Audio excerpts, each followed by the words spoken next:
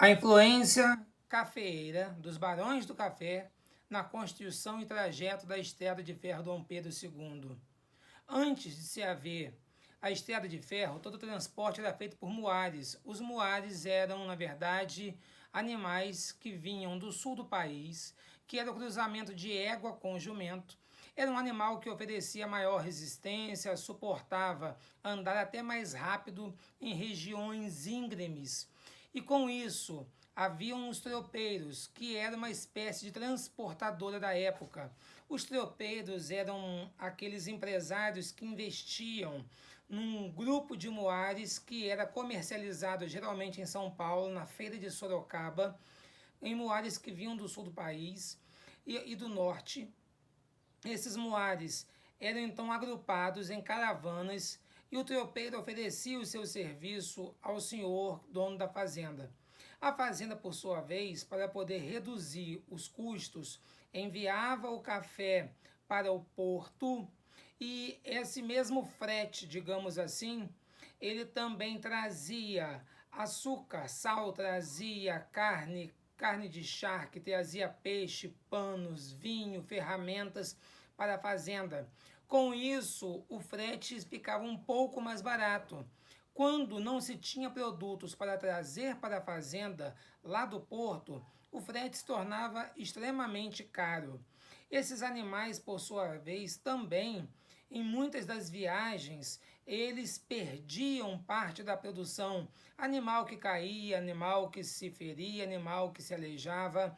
Com isso, o café caía na água, encharcava, sujava de barro, ficava um produto de baixíssima qualidade. As fazendas, por sua vez, também tinham já o seu solo esgotado e as fazendas mais produtivas, com maior número de produção cafeeira, eram as do interior, com terras virgens, que estavam então mais ricas em nutrientes. Mas havia este problema crônico, o transporte. Começou-se a imaginar várias saídas para poder agilizar esse transporte e baratear esse transporte. O que chegou-se à conclusão é que o mais moderno que se havia na época seria a implantação de uma ferrovia. O governo do Império, por sua vez, não tinha caixa para poder investir em algo tão alto. Os ingleses tinham interesse em vender, devido à sua revolução industrial, vender o seu maquinário. Diga-se de passagem que o maquinário que vem para o Brasil é um maquinário obsoleto já na Inglaterra, não é um maquinário novo, mas para o Brasil é algo muito novo, algo extremamente moderno.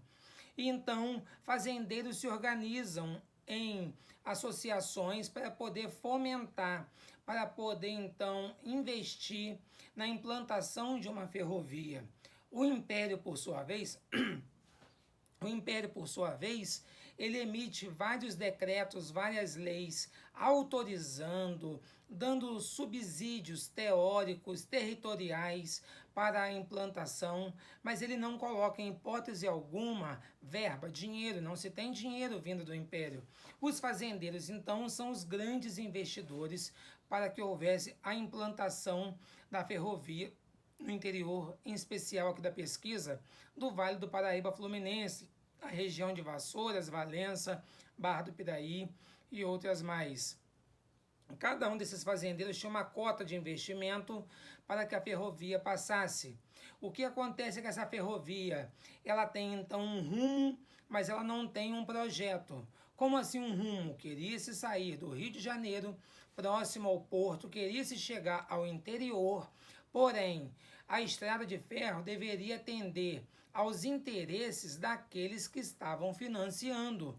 Logo, nem sempre era escolhido o caminho técnico mais viável, o caminho mais acessível, mas sim é escolhido um traçado que, mesmo que tivesse imensas dificuldades, como aberturas de túneis em pedra, como construção de pontes, esse traçado ferroviário deveria atender aos interesses dos fazendeiros que estavam fomentando, que estavam ali patrocinando essa construção. A ferrovia começa a chegar então no interior, no interior do Vale do Paraíba, e ela começa então a transportar o café. Mas o que acontece? Quando ela chega no interior do Vale do Paraíba, os terrenos já estão pobres, a produção já é pobre, então precisava-se ir além, ir mais para o interior, para onde tivesse terras virgens, terras que estavam com os nutrientes riquíssimos, que estavam em alta produção, porque esses fazendeiros da região de Vassouras já estão com suas fazendas entrando em decadência. Não há mais uma produção que vá compensar a utilização da ferrovia.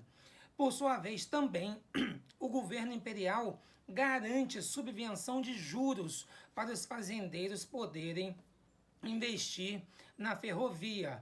Logo, esses fazendeiros começam a fazer uma inversão de capitais, porque as fazendas não produzem, eles têm um número altíssimo de escravos, eles começam a vender terras, vender escravos para poder investir na ferrovia, porque o governo garante o juro desse dinheiro. Então, o dinheiro que era para ser aplicado, na verdade, na cafeicultura, passa a ser investido numa ferrovia que tinha o objetivo inicial de transportar uma cafeicultura que agora já está decadente. Logo, começa-se então a ser uma cafeicultura muito rara e o transporte ferroviário fica obsoleto. Obsoleto por quê? Porque você passa a ter um trem que 2 ou 3 viagens por mês transporta todo o café da região, porque o café já é em número muito baixo. E com isso, eu tenho horários desse trem circulando com gastos altíssimos, com funcionários, manutenção, com carvão mineral, mas que não tem mais café para transportar. Então você tem, dentro da proposta aqui apresentada, uma ferrovia que foi inicialmente construída para poder atender a cafeicultura, mas ela sofre uma influência tão grande desses barões do café, desses produtores, que ela chega a um momento que a sua construção passa por locais em que a cafeicultura está tão decadente que ela perde a sua utilidade. Esse é o objetivo do nosso trabalho aqui apresentado.